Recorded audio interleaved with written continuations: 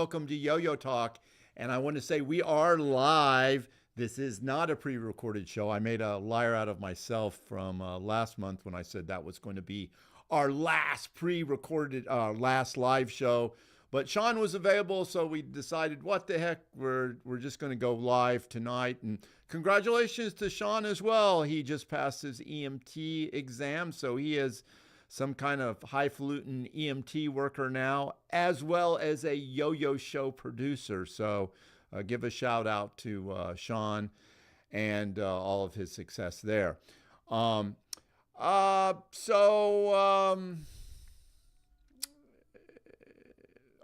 anyway, if you happen to be watching, give us a shout out to let us know you're watching. If you got any questions or any things to say, just give us a holler and don't hesitate to chime in.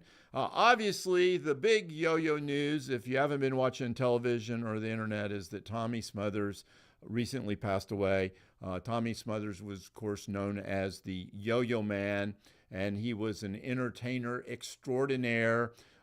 He was on, of course, back in the 60s, the Smothers Brothers television show, which was canceled because it was too edgy at the time. And now if you look back at some of those episodes, you kind of go, ah. So anyway, he made his debut as the Yo-Yo Man, I think sometime in the late 80s. And he carried that Yo-Yo Man character throughout the rest of his life.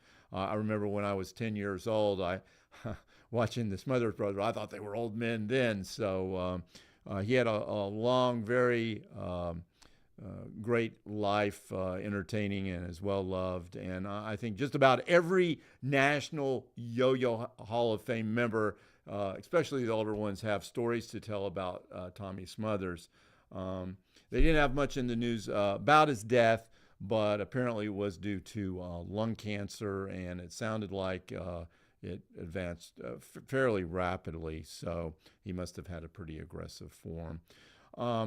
One sad thing about Tommy Smothers is he's not in the National Yo-Yo Hall of Fame, not sure why, but I do want to show a little clip, I think was from last year, maybe the year before, when he was one of the nominees, and we did a little segment on his yo-yo related history. So let's show that clip, Sean. Tommy Smothers would have to be considered the only Hall of Fame finalist that would not be a yo-yo demonstrator. Yo-yo entertainer would be more of a fitting description. Not that Tommy Smothers did not teach folks to yo-yo. His Kodak yo-yo video with Dan Volk in 1988 sold over 200,000 copies, and at the time was the most watched instructional video ever made. Tommy Smothers came out with his Yo-Yo Man character in 1986 on the Johnny Carson Show, and it became an integral part of the Smothers Brothers comedy act. He reintroduced the yo-yo to a new generation and sparked so much interest that it is viewed by many to be the start of the modern yo-yo age. He influenced many of the Hall of Fame legends and was gracious to spend much time with many of them after his shows, including highlighting so many of them on his television specials. He does have several signature yo-yos, and in general, in the community, he is without a doubt the most recognized, famous person to be identified with the yo-yo. Tommy Smothers.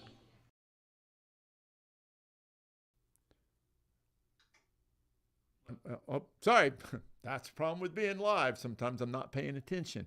So that little clip is on Yo-Yo Talk. It's on one of the Hall of Fame things, and a lot of people are signing in and making comments and giving remembrances of Tommy. So for history's sake, go on and put your comments down about any relationship you had with Tommy. That's a good way to record the history and kind of make a special remembrance to him. Glad to see Rick Rentz here and Jack. Jack and I just did some training. Jack's a first-time viewer, so welcome, Jack. I traded a Shrieker to him just recently, and it is in the mail. So anyway, rest in peace, Tommy. Now we need to move on to some more fun stuff. I think I may have discovered why yo-yos were so popular in the early 60s. I came across this little clip, which will run, and I'll explain my theory. It's a new thing. It's a fun Okay, there it is. I It's think a they were what? popular because they had absolutely no competition whatsoever. If this is supposedly the highly It's a entertaining what? device of the early 60s, it is no wonder that the yo-yo was dominant. Now I lived in the early 60s, and I absolutely do not remember this toy, the swing ring. I suspect only kids that ever played with this toy were the ones that were on this TV commercial. And I also suspect that these are folks are all in their late 60s or early 70s and probably have severe neck problems and vertigo now. And I hope they got great residuals for this commercial to help pay for all their medical expenses that I'm sure they're having right now from using that swing wing. Let me say this. I will give anybody $100 that gets in the finals of the National Yo-Yo Championships and use the swing wing as part of their performance. Okay, enough said about that. So, all right, a little other housekeeping here. Central Florida Yo-Yo Club has sent out their meetup schedule. So I'm going to post it here right now. Go on and throw that on up there, Sean. You can always refer back to this if you want to see where the meetups are going to be. I like their schedule because they rotate them out through Central Florida, so they're not always in one place, and that gives different folks a chance to go and attend. And they're very nice folks, so I am sure that if you're visiting in Florida on one of those dates and in that area, they would be happy to have you join them. Dano the Mano, what's going on there with that? Is that? Oh, okay. All right, yeah, let's show that little. Dano the Mano had scored a couple new items. This is in a second, Sean will show. Okay, a Duncan tractor. This is one of the Duncan little wooden toys that they made back in the late 50s, early 60s. You know, I have the race car and another little wooden vehicle they made. And it has a little Mr. Yo-Yo Man on the back of the head of those. So I don't know why men in their 60s get so covet little stupid toys like this. I think it has something to do with the fact that they're not making any good movies anymore. So we have nothing better to do but spend our money on things like this. But I do like those. I think they're fun. John Maishral sent me the latest release from Cajun Yo-Yos, Cajun Spinners. It's a set of pinback-buttons. Go on and there you go. And there's a bunch of different ones. Of course, the one on the top is the one I disagree with the most because I do not believe that the yo-yo was a Greek yo-yo in 500 BC. So anyway, a lot of cool pinback buttons, and they're available on eBay right now. So there you go. And Doc Pop just sent me one of his little mini comics, and I'm sure Sean is going to put that, there it is. And I think he did this a few years ago. It was, but I think he just released it. It was one of these 24 hours, do a comic book contest type thing, but it was, of course, all yo-yo related. Some of it was pretty bizarre, but if you're up 24 hours making a yo-yo comic book, you're going to get some bizarre stuff in there too. But fun little read. Thanks to Doc Pop for sending that. And he's got a great... We just had a tribute for... just be aware of that. Okay, so the nomination season is over for the National Yo-Yo Hall of Fame. And I'm going to show you a little update of what is going on with the National Yo-Yo Hall of Fame for 2023. These are the finalists, and just go on and roll that clip there, Sean. We just had a tribute for Tommy Smothers, of course, who was a finalist one year for the National Yo-Yo Hall of Fame, but he is actually not in the National Yo-Yo Hall of Fame, which many people complain to me about. But I just want to let folks know all I do is tally the votes and make sure everything is fair.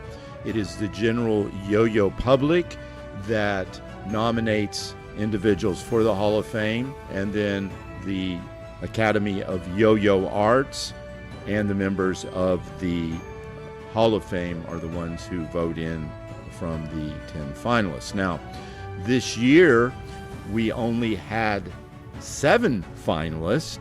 So normally what we do is that we have the top 3 individuals that have the most nominations be automatically put in, and then the current Hall of Fame members then vote on who is going to be the other 7 finalists, and then that goes to the Academy of Yo-Yo Arts to decide who our Hall of Fame members are going to be for 2023. And so since we had only 7, that means all 7 are finalists, and we're going to move up the voting. Normally we do that in February, but we're going to move it up to January. That way we will be able to release on February's show who the 3 inductees are for 2023.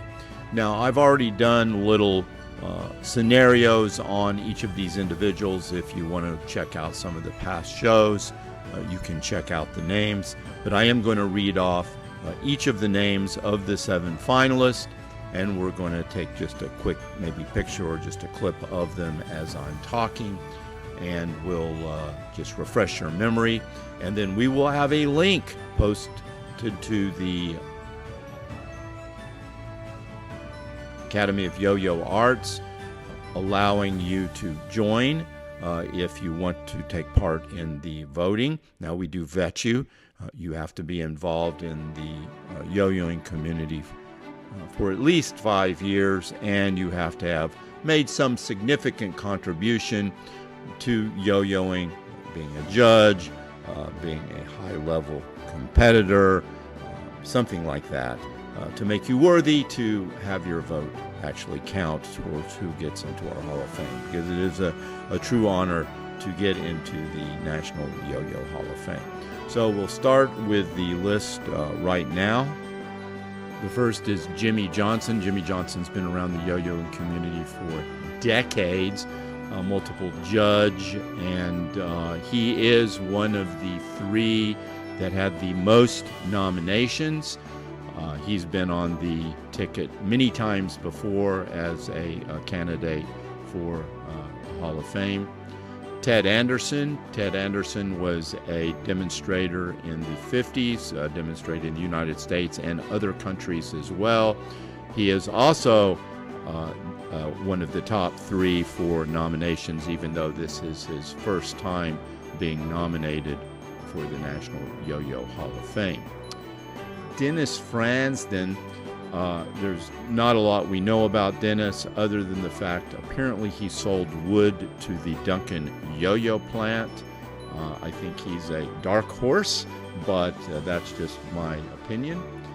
We have Chuck Short. Again, Chuck was very active in the yo-yo community, especially in the 90s, and that big yo-yo craze from 98, 99. He was a columnist for Fiend magazine and even appeared on the cover of one of the Fiend magazines.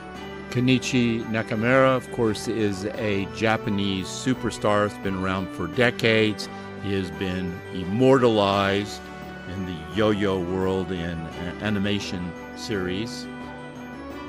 Tommy Reyes, again, an early Duncan yo-yo demonstrator, was one of the pioneers, established the Eagle Yo-Yo Company and worked very closely with Joe Radovan of the Royal Yo-Yo Company. Stuart Crump, a.k.a. Professor Yo-Yo, was a superstar as far as promotion of the yo-yo. I think he got started when Tommy Smothers came out with his Yo-Yo Man character, and he followed that with Yo-Yo Times, and Yo-Yo Times became must-reading for any yo-yo player or collector in the 80s and 90s and 2000s.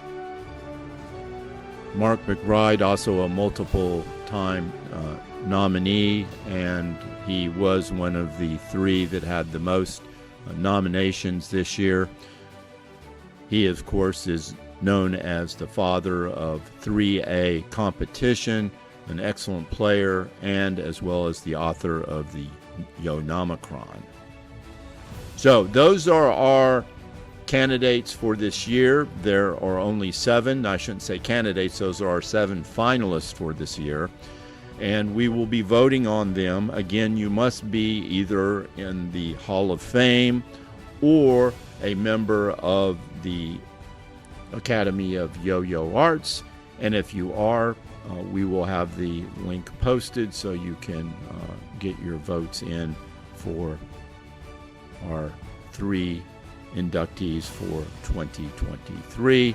And as I mentioned before, we will be announcing who those new Hall of Fame inductees are next show. We will do presentations of their Yo-Yo Hall of Fame patch at national championships. If they are previously deceased, we'll give it to the relatives. We also will give them their plaque, designating them as a National Yo-Yo Hall of Fame member.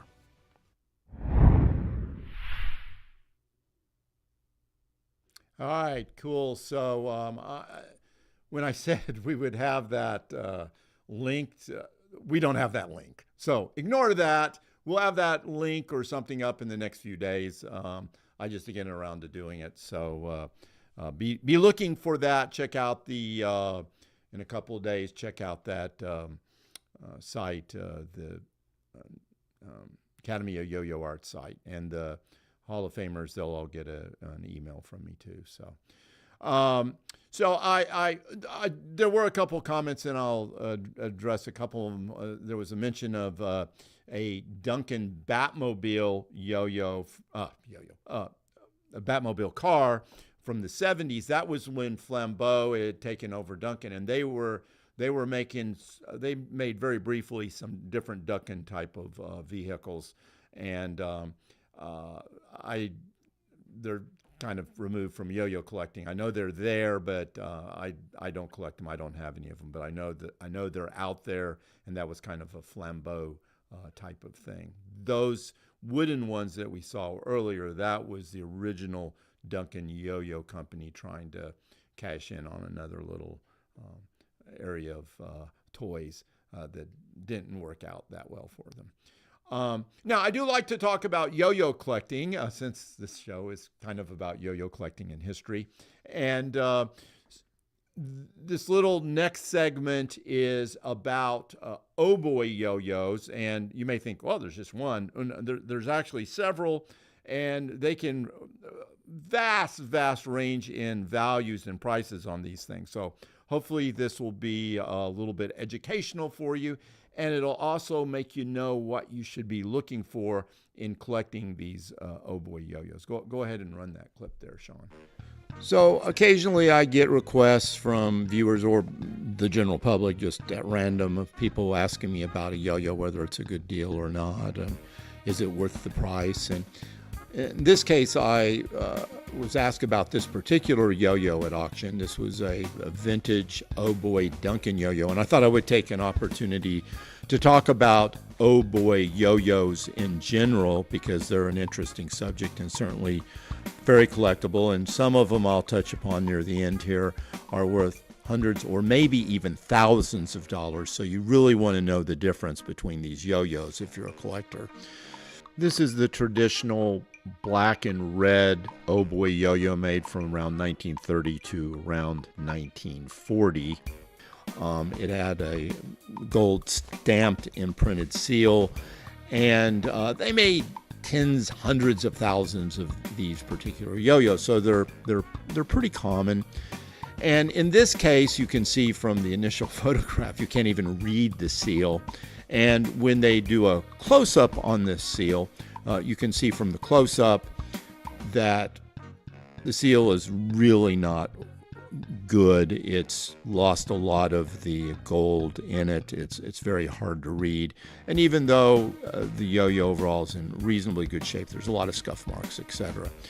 So you see these yo-yos pop up periodically, and for one in this condition, I would say, $5 to $10. It's almost a NWP, not worth the postage type of yo-yo, but still collectible. A great filler if you have to have a yo-yo. Now here next is a yo-yo that has a much better seal, and you can see they're asking $60 for it.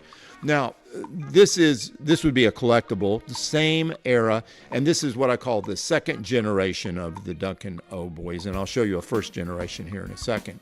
But anyway, the O-Boy yo-yo that you see has a pretty good seal on it. Do I think it's worth $60? No, not really. I think this is probably worth, in the $25 to $35 range. But again, it's auction. And again, this hasn't sold at $60, so a lot of other people don't think it's worth $60. This yo-yo is a first generation or first series Duncan O-Boy, and I say Duncan O-Boy because it's different from just O-Boy, and I'll explain that a little bit later. But you can see it's a very sharp seal, a little bit of scuff mark, but the exact same price as that second generation one we were looking at. So you can see you have to be careful on these things. Now here's the catch on this one. It's being sold out of England, so they have that global shipping program from eBay, which is a total ripoff. Almost $25 for shipping, ridiculous. And that other yo-yo in the picture you can ignore because it doesn't have a seal. It's essentially worthless. If you want to see truly mint, these are really mints. And this is what I would call the very first series, because they say patent pending on them at the base. And there were basically two types of these O-Boy yo-yos. One was the traditional black and red, which most of them were, and then a little bit more of the rare, the solid red yo-yo. But both of these say the patent pending on them. Both are obviously in really, really good conditions. So when you're getting into yo-yos of this condition, now you may be talking $60, $70 for some like this. Now here's another example of a solid red yo-yo where the white imprint stamp seal is not as apparent. You can see that the part of the O-Boy is almost not readable. And again, I would probably consider that one in the $15 to $20 range. Now you have to be careful because this next yo-yo you'll see has been repainted. So this totally, to me, destroys the value. They've repainted over the seal. They've repainted the body of the yo-yo. It never came in blue. So I just tell collectors, avoid these. I just think you totally devalue the yo-yo when they've been addressed this way. So just keep an eye out for those repainted yo-yos. Now, there was also an O-Boy Junior, very, very rare. I don't know whether this came before or after the Duncan O-Boys. I think it came afterwards, but they didn't make a lot of them. I'm not even sure I have one in my collection. This is an old photo I had from my book, and I'm not sure where I got it. But these are very rare. Now these, you're probably talking $50, $60 for one of those, maybe more if it's in really super good condition. Now there is also a 10 O-Boy Duncan whistling yo-yo. These are whistlers. These are a little smaller, more like kind of a beginner's whistler, if you will, compared to the other whistling 10 yo-yos that Duncan made around the early 30s. This is one variation of that yo-yo. This yo-yo here is the other variation. You can see the seal is that white seal in the center, and it is a red and green version. And there is a second seal version of that red and black, and I'll be showing that to you in just a second here. But these were all whistling yo-yos, and they were all made in the early 30s, probably not in the late 30s. And again, I feel these were kind of the equivalent of a beginner's whistler yo-yo compared to the full-size yo-yo. I think they were a little bit cheaper than the full-size whistling yo-yos. Now, you don't see these up for auction as often as the wooden O-Boy yo-yos, but they do seem to carry a little higher price on average. I would say in good condition, you're going to go in the $50, $60 range. When you start getting up into the super fine and excellent mint condition, you can start seeing these break $100 or more in price. But they're really hard to find in mint condition due to rusting and little scratches on them. So great yo-yo collectible. Now, these weren't the only tin O-Boys made. There is also the English-made O-Boy yo-yo, and this one is not a whistling yo-yo, and it has a foil sticker seal. And I believe this is, now, don't quote me on this, but I think this is probably a Lewis Marks production. And Duncan and Lewis Marks had something going on in England, and in England they list, Lewis Marks is the inventor of the yo-yo sometimes and the guy who popularized yo-yos. But I think it was really Duncan that did this, and obviously it was a O-Boy top taken from the Duncan world there, but this was sold in England. Again, these are very hard to find too. One in this condition you're probably going to pay, more than $100 for. Less if it's all beat up, but these are pretty rare. Maybe not so in England, but certainly in the United States. Now, moving on into the grand poobahs of the O-Boy yo-yos, this is where you get into hundreds or even thousands of dollars. These next two yo-yos are incredibly rare, and they're important because they were the very first Duncan yo-yos. Because they don't even say Duncan on them. They just say the O-Boy yo-yo. And there is another version of this, and I honestly don't know. This picture, I don't own one of these. This came from Dave's Yo-Yo Museum website. And very rare. I've only seen one or two of these, and I've only seen one or two of this other version of the O-Boy yo-yo, which is O-Boy yo-yo. And again, I believe these were both made in 1929. This is before Duncan actually started putting his name on the yo-yo, but he had already named the O-Boy. So these are two holy grail yo-yos. If you're a Duncan yo-yo collector, if you have either one of these two babies, you have a superstar yo-yo there. So keep an eye out for those. I will tell you, I picked up this one here you're looking at for $3. It was sitting on a shelf in Minnesota, and just a regular old antique flea market type that has multiple shops. So I was pretty excited to find that. But I think I think as more and more people are discovering this yo-yo, I think you're going to see this selling in the range of Flores yo-yos for hundreds, or one in really good condition with a good seal like this, maybe even thousands of dollars. Right now, I wouldn't sell this for $1,000. So there you have it. These are overview of the O-Boy yo-yos. I think they're all pretty neat collectible, but you can see there is a big price range in the value of these yo-yos.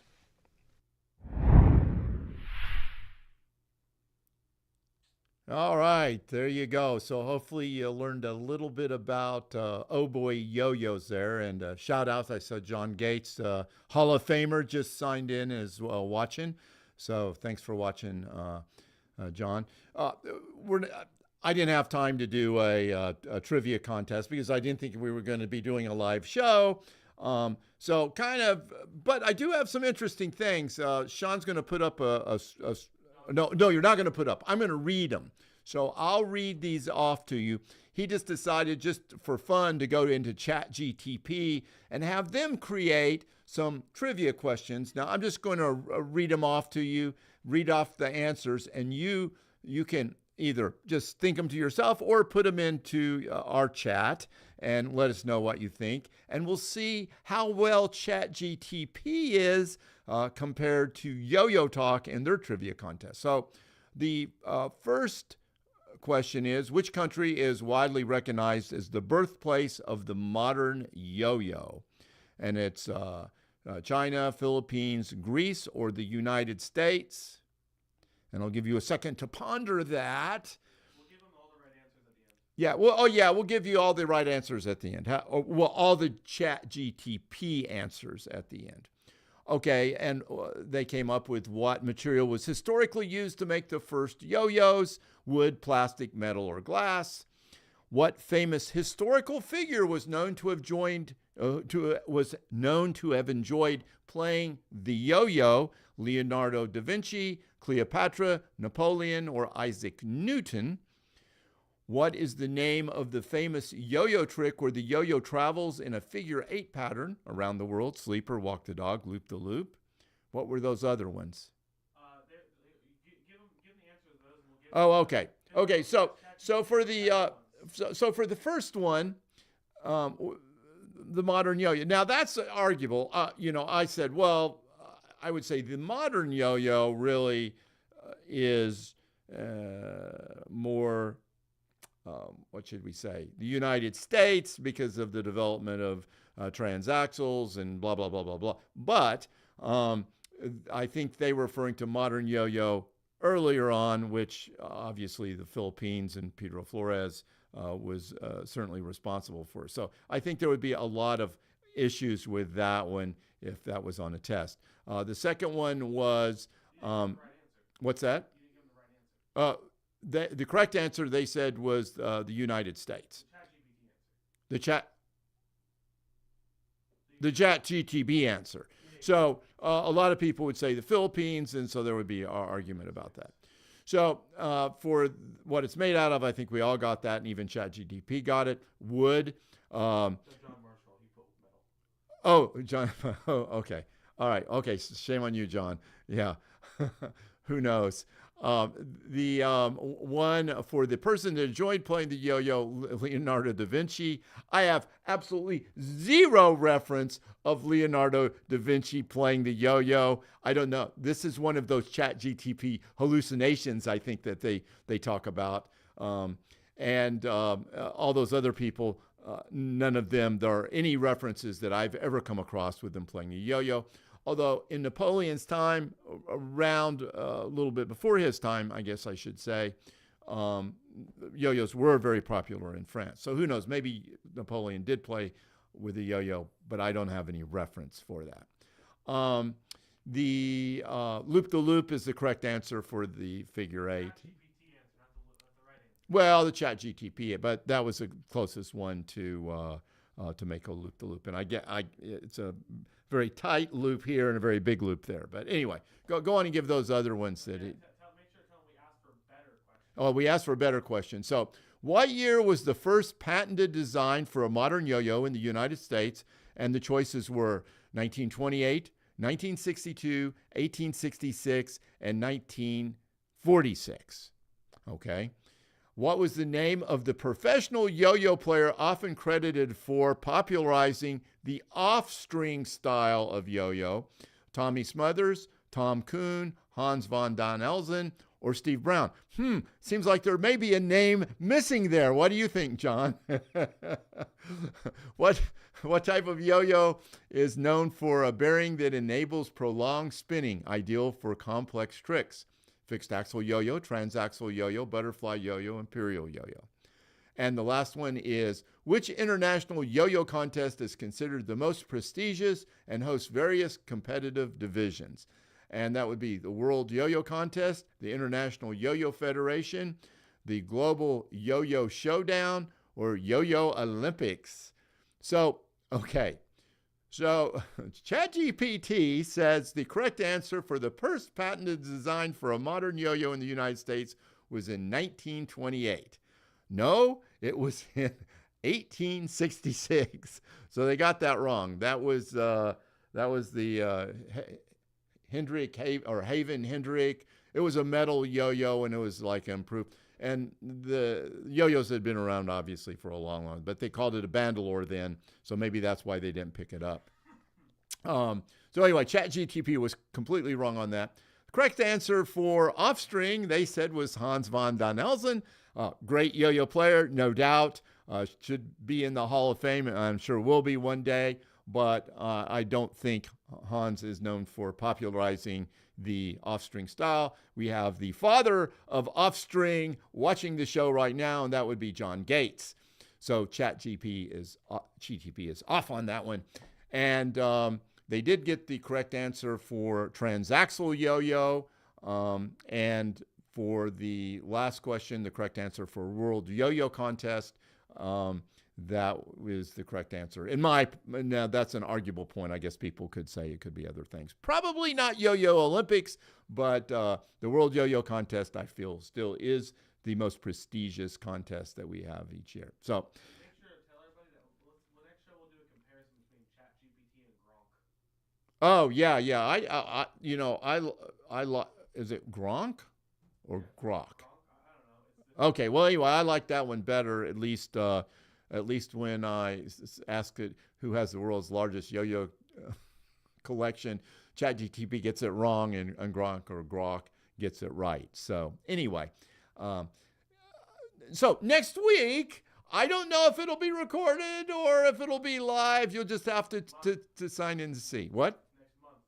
Next month. Sorry, yes. So hopefully you'll be checking us out, whether we're live or pre-recorded. I'll try, if we're going to be live, to have a trivia contest for you guys next month.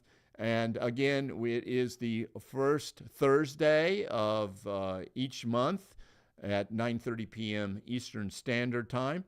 I hope you guys have a great new year, and always remember, you can never have too many yo-yos. This is me signing off until February 1st. That would be Groundhog Day Eve. And just remember, Groundhog Day Eve, Yo-Yo Talk, same day. See you then.